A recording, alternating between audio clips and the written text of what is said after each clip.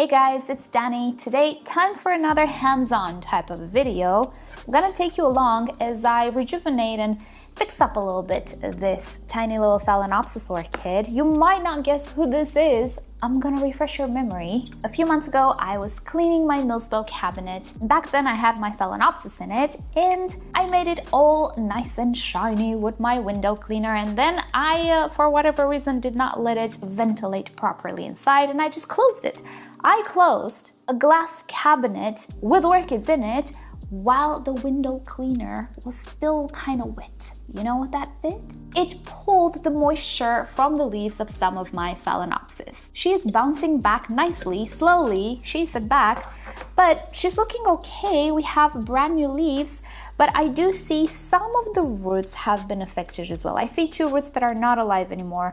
I kind of want to get into this pot and repot it. I have quite a few algae formed already here. The Milspo was actually a pretty bright cabinet, so it is time to unpot it, remove those roots, and maybe clean it up a little bit. We'll see if there is any need for the stem to be cut anyway.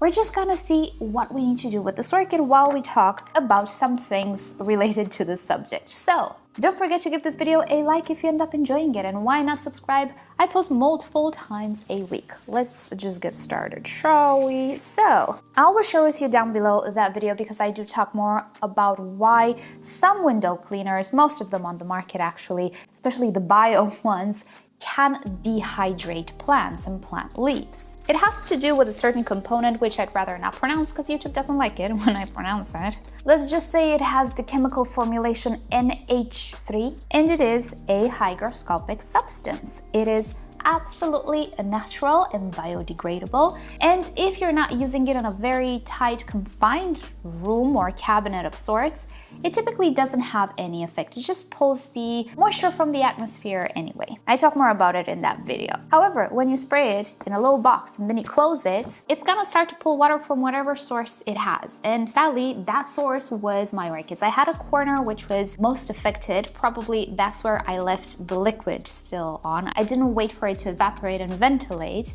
and typically with plants it only affects the leaves because the roots are in the pot, are in the soil, they're protected. Well, with orchids it doesn't work like that, especially with epiphytic orchids because the roots are exposed as well.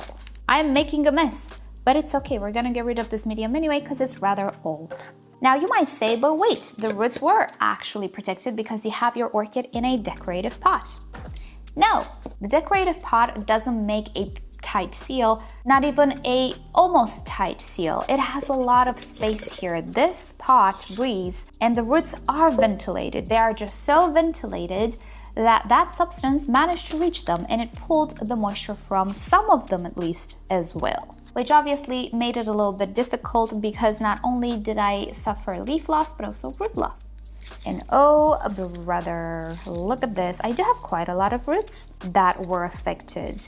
And this happened like a few months ago. It is pretty shocking how fast it all happened. So I cleaned my cabinet and within 3 or 4 days, 2 of my orchids were gone. So very, very fast. My orchid has a whole bunch of dead roots. They feel very papery. I'm not gonna pull on them because right now they are actually dry. They're not wet. Watering day is approaching. But yeah, it's very obvious they're not alive. So I'm gonna go ahead and cut away all of the dead roots. I am also not going to reuse this medium because it's about 1 year old, maybe a little more than 1 year old. So yeah, half its lifespan is gone already. I'm not gonna reuse it. They actually look desiccated. It is incredible. These were very good roots. Alrighty then, so these two roots look okay. These were not, well, you can see they were slightly affected up above, and yes, the velamen is dry here. Maybe I can show you, look at that. The velamen is dry. Obviously, the surface was a more exposed area, and look what it did to the velamen. It dried it, it desiccated it. Now, the good thing with Phalaenopsis is that they have, oh my goodness, look at that. They have very, very robust roots. So even if parts of the velamen are gone, the root inside can still be okay. It's not gonna happen in all cases, but in some cases it does. So the rest of the root is fine. It grew just fine. It's just this area here. And here, same story. It's dry. You can see, look at that. It just completely desiccated it. So this side was obviously more exposed. but I'm not going to cut away these roots. They're perfectly fine, even if parts of the velamen is dried. But that kind of just gives you an indication of how strong the impact was. Pretty impressive. Not in the good way, but yeah, I never imagined. Also, I see the stem is not all that healthy in this portion, so I'm gonna use this snip, or how does RePotme call it? Yeah, I think it's a snip. Shears, pruners, I never know what to call them. I'm not all that versed in the gardening language. I'll call it a snip.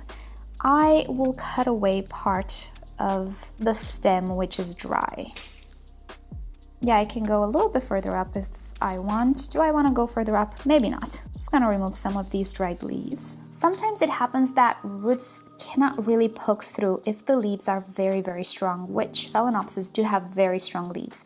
When they dry, particularly the base of the leaves, it can get super strong and the roots cannot really make their way through. So I like to remove them carefully. Is this a flower spike or a root? I think it's a root. Yeah. Alrighty. Look at that. I think she is looking good. The roots do fit in this pot. I have no problem putting it in this pot because it will take over the pot. I already have new roots. And this orchid, even though it looks tiny now, it's actually a fully mature orchid with the capability of producing very big leaves and a very big root system. I'm not the type of grower that goes with what I see on the moment. I kind of look a little bit into the future and I foresee a lot of roots in this orchid's life. Ooh. So for me, it's not a problem to put it back in this pot. Do I want to save space? No, I don't think so. I think I'm gonna use the same pot. Alrighty then, so I cleaned up my pot. It had some algae residue on the sides. That's all gone. There is no point in spraying hydrogen peroxide or anything on the roots of this orchid. It does not have snails, it does not have mold. It is an older orchid, so I don't have anything to eliminate from it. Now, let's get back a little bit to the pot size. If you try to cram the existing roots in a tinier pot, they can go, although the orchid is a little high in this pot, and if I press it down, I'm gonna snap the roots because they already have a different shape. Yes, I can make them more flexible by wetting them, but still, you know, the orchid will be a little too high. That is not the problem. Let me just show you on an actual example what the problem is with big orchids into tiny pots. Hold on. Here we go. I do show off this orchid quite a lot because we did talk about root-bound orchids in the past few weeks. Look at this one. It already needs a repot. And I potted this one up in May of last year, less than a year ago, and already, look at this mess. As some of you guessed, yes, this is the Bronze Maiden, and when I got it, it was pretty tiny. To be fully honest, I wasn't really expecting it to grow all that fast. And this is because the Schilleriana is not necessarily a fast grower. Let me show you the Schilleriana too. There we have her. Look at the flower spike. Look at this. It's branchy and full of buds, and I'm gonna break it. I feel it. I'm gonna do something to this flower spike. It's too good to be true. Anyway, this is one of the parents of the Bronze Maiden. You can see we have a little bit of mottling passing through.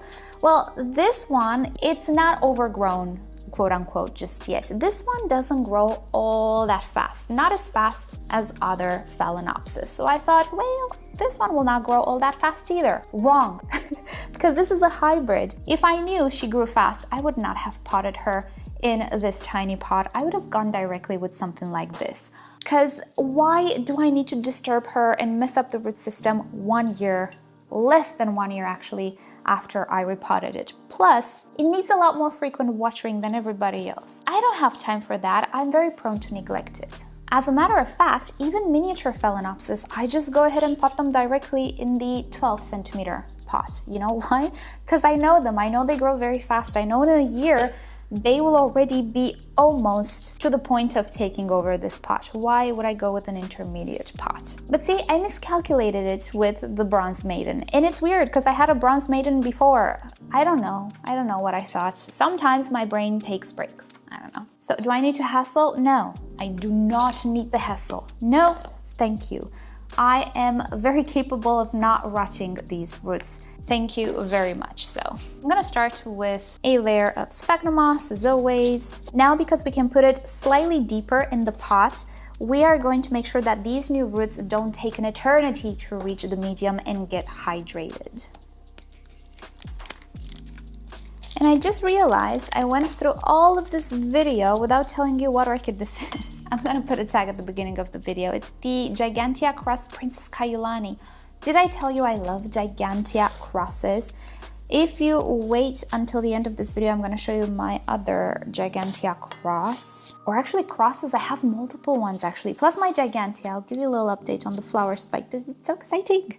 But yeah, there we go. We are done with this orchid, and already some of the newer roots are touching the substrate. They're going in. Great, perfect, wonderful. Very happy this one made it. I love Gigantea crosses. There's something about the foliage that looks different. It's special in my opinion. I don't know why I like it so much, because maybe for you it looks kind of the same as all of the other Phalaenopsis. To me it doesn't. It has a grayish sheen. And now we should be just fine with this one. And there we go. She will be as good as new in no time. Righty, let me show you the other Giganteas and then we're gonna end the video. Okay, here we have them. Some of them, I think there's another one that I have, but it doesn't really look like the Gigantea. So this is actually the Gigantea.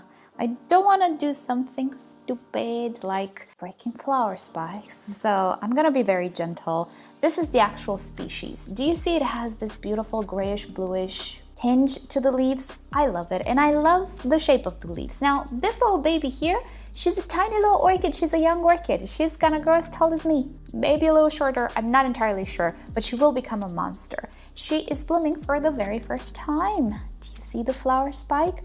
The flowers are beautiful on this orchid. They're a little bit different than the typical Phalaenopsis we might be acquainted with. Unlike the typical Phalaenopsis, the buds form on all the sides of the flower spike, not kind of opposite to each other. Hard to explain, but I find it very interesting. But this is another Gigantea hybrid. This is Gigabelle. And I mean, we can see the resemblance. It doesn't have that bluish color, and also the leaves are a little bit wider, but it does have almost the same shape, but this one has blue flower spike as well. She's a beautiful orchid. And we have another one here. This is an OHL Flame, which is a cross of the Gigantea. We can see again the similarities, although this one looks more like the Bellina or Violacea with this light apple green coloration to the leaves rather than the gray bluish coloration, but the resemblance is there. You can see these are all related in my opinion. All of these orchids, starting with the Gigantea, produce a massive amount of roots. This one needs repotting into a bigger pot, but I'm afraid I'm gonna mess up the flower spike. I know it, I'm gonna break it, I'm gonna do something to it. But can you see the massive roots that we got here? This one too, look at that. So if the orchid we just repotted today inherited this big root production from its mother Gigantea, why would I put it in a small pot? It's like shooting myself in the leg. No, directly to the big pot we go. Much better off with the bigger pot. All I need to do is just be a little bit more careful, a couple of months or so until the roots take over the pot. Just check it before I water everybody. Check it if it's dry, if it's not dry, let it be, you know. It's just a 2 months hassle, and then we're good to go for the next 2 years. So that has been it for today. Thank you guys so much for watching. Hope you've enjoyed hanging out with me today, having a chat, potting some orchids, and just doing some plant room chores. I have a lot of chores to do, but sometimes when I film, I feel like I'm not alone. So I have more energy to do the chores. And definitely that was an orchid I needed to address. Righty, so with that said, thank you so much for watching. Hope you have a great day. If you want to follow me on social media, search for me. I'm at MissOrchidGirl. But most importantly, just subscribe to this channel because I post multiple times a week. So with that said, I'll see you next time. Bye.